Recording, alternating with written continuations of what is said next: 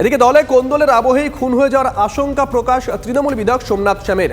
টিটাগড়ে গত রাতে জনসভায় সেই আশঙ্কার কথা জানানোর পরেই বাড়ানো হয়েছে বিধায়কের নিরাপত্তা ব্যবস্থা। নিরাপত্তা বাড়ল সেচমন্ত্রী পার্থ ভৌমিকেরও। মন্ত্রী এবং বিধায়কের আরও 4 জন করে সশস্ত্র নিরাপত্তা রক্ষী বাড়ানো হয়েছে। এখন থেকে দুজনেরই 10 জন করে দেহরক্ষী থাকবে। তবে বিধায়ক সোমনাথ জানান, যেভাবে তৃণমূল কর্মীরা খুন হচ্ছেন তাতে নিরাপত্তা নিয়েও ভরসা নেই।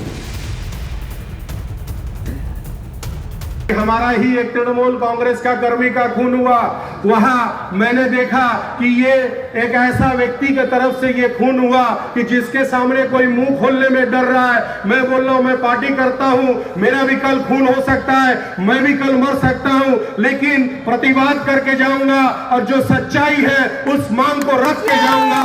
अन्याय के विरुद्ध में लड़ूंगा। जो भी अन्याय करेगा, चाहे वो मेरा पार्टी का आदमी हो या कोई हो, मैं वहां प्रतिवाद जरूर करूंगा।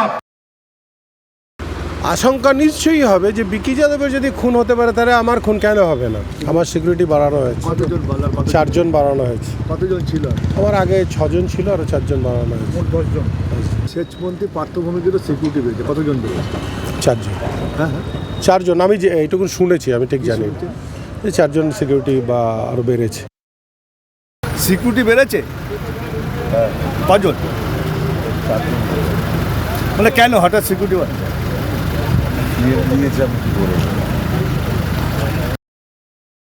পশ্চিমবাংলায় যেখানে যত খুন হচ্ছে বেশিরভাগটাও তৃণমূলে খুন হচ্ছে।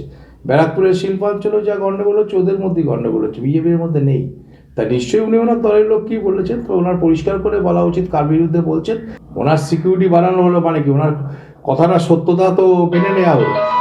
তাহলে বাংলার আইবি কি করছে, বাংলার পুলিশ কি করছে, তাহলে তো সেটা দেখা উচিত এবং যারা ওনাকে খুন করতে পারে বলে উনি সন্দেহ করছে তাদের অ্যারেস্ট করা উচিত। কি মুশকিলের কথা, তার আশঙ্কার কথা সে হয়তো বলেছে, তার সাথে আইন শৃঙ্খলা নেই এরকম বহুজন বলতে পারি। আইন শৃঙ্খলার সাথে আশঙ্কার কোনো সম্পর্ক নেই। কংগ্রেসে এখন কাটমানি নিয়ে গন্ডগোল চলছে, কে কখন গুলি খাবে কোনো গ্যারান্টি নেই।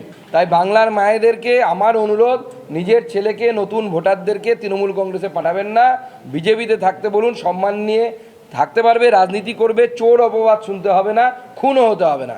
আর তৃণমূলে গেলে খুন হতে হবে। ধন্যবাদ।